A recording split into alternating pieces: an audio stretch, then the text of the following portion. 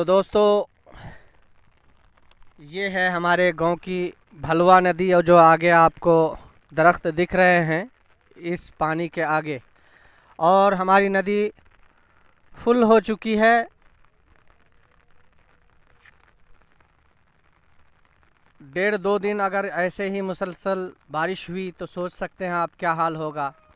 हमारी बस्ती में पानी घुसने से सिर्फ ये जो सामने आपको दिख रहा है डोमरा बांध, बस ये बांध ही है जिसकी वजह से हमारी बस्ती अभी तक महफूज है। सोचिए क्या होगा जो मुसलसल इसी तरह से बारिश होती रही। हमारे बस्ती के वार्ड सदस्य आ रहे हैं मुस्तफ़ा भाई, इन्हीं से पूछते हैं कि अस्सलाम वालेकुम मुस्तफ़ा भाई। वालेकुम अस्सलाम भाई। तो भाई साहब बताइए, अभी भलवा नदी तो फुल हो चुकी है हाँ बेशक, और उतनी बारिश भी नहीं हुई है मेरे ख्याल में। अपने यहाँ तो रात में ही बारिश हुई थी, और ये पानी इतना सारा कहाँ से आ गया है? ये पानी तो नेपाल से नेपाल नेपाल में ज़्यादा बारिश हुआ है। अच्छा अच्छा। अगर मुस्तफ़ा भाई अगर ऐसे ही बारिश होती रही 2-3 दिन तो क्या हाल होगा? क्या डोमरा बांध टूट जाएगा और हमारी बस्ती में पानी घुस जाएगा? बेशक टूट सकता है पानी, तो बस्ती में तो पानी बस्ती में घुसा हुआ है, कई बिल्डिंग डूबा हुआ अभी। अच्छा, देख लीजिए, आपको सामने बिल्डिंग डूबा हुआ है। हाँ। पानी से घर में जाने का तैयारी कर रहा है। हाँ। लगभग समझिए पानी इसका घर में घुस गया है।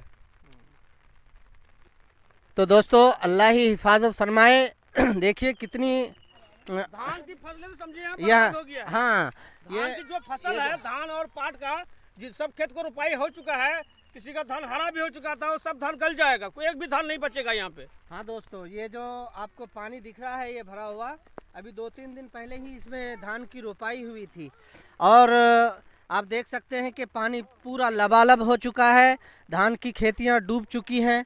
तो क्या हाल होगा?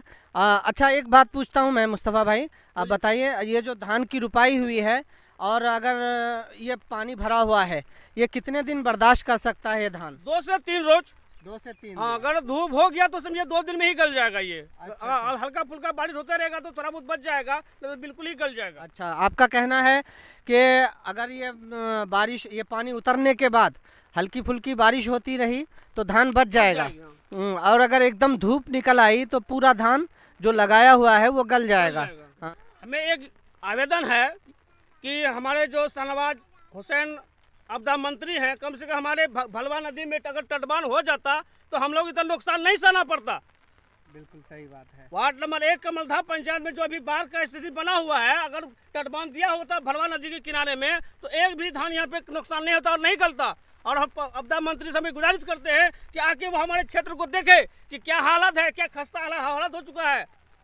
बिल्कुल सही बात है। कितना तालाबे भी, पोखर जो खुनाया हुआ है मनरेगा भवन से, वो भी भर चुका है, उसका मछली सब पार हो चुका है। हाँ, जो मछलियाँ पालते हैं पोखर के अंदर, वो मछलियाँ भी, मुस्तफ़ा भाई वार्ड कमिश्नर के का कहना है कि वो मछलियाँ भी बह गई इस बाढ़ में और उनका भी काफ़ी नुकसान हुआ है।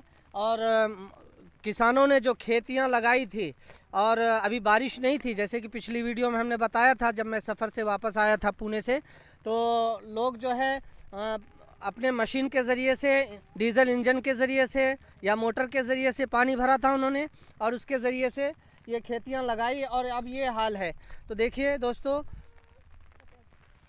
जी मुस्तफ़ा भाई और क्या कहना चाहते हैं आप? हमारे जो क्षेत्र के सांसद हैं श्री प्रदीप कुमार सिंह, कभी कमलधा के ऊपर में ध्यान नहीं देता है, कभी भी ध्यान नहीं दिया है क्योंकि हम लोग किस हालत में है, किस खस्ता हालत में है। हमारे बगल में है श्री विजय कुमार मंडल मंत्री जी हैं, पूर्व मंत्री भी हैं, अभी भी हैं, प्रेजेंट में भी हैं। अभी तो हम लोगों को कभी क्षेत्र में कभी दौरा नहीं किया है, कभी देख लें क्या हालत हम लोगों में हो चुका है।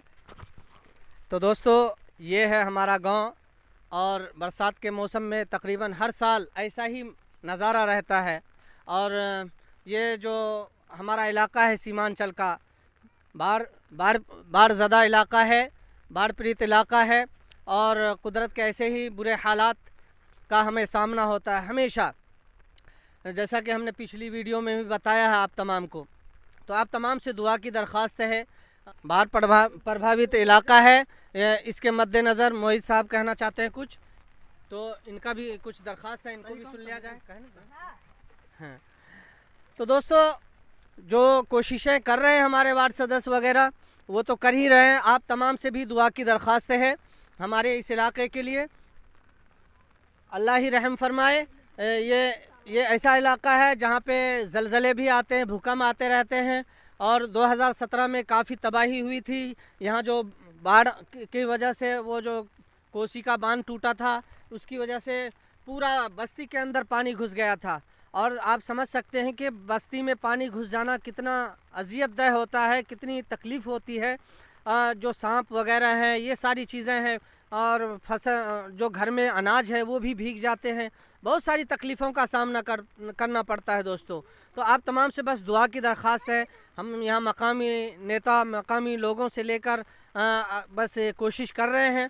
अभी मुस्तफ़ा भाई ने जो वार्ड सदस्य हैं इन्होंने दरख्वास्त की कि बांधों को मजबूत किया जाए तो बस्ती में पानी ना घुसे। तो जो हमारे नदी में पुल हो जाएगा।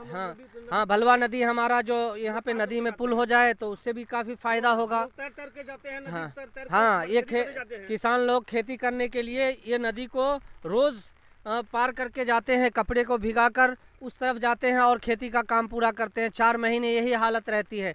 तो बहुत सारे मसाइल हैं। घटना भी हो जाता है यहाँ पे। हाँ, घटना भी होता है, जाहिर बात है। जब इतना बड़ा रिस्क होगा तो घटना तो होगा। जी, मजदूर लेके जाते हैं खेत खलिहान करने के लिए, हम लोग बड़ी मुसीबत में, शिद्दत में खेती करते हैं वहाँ पे। जी।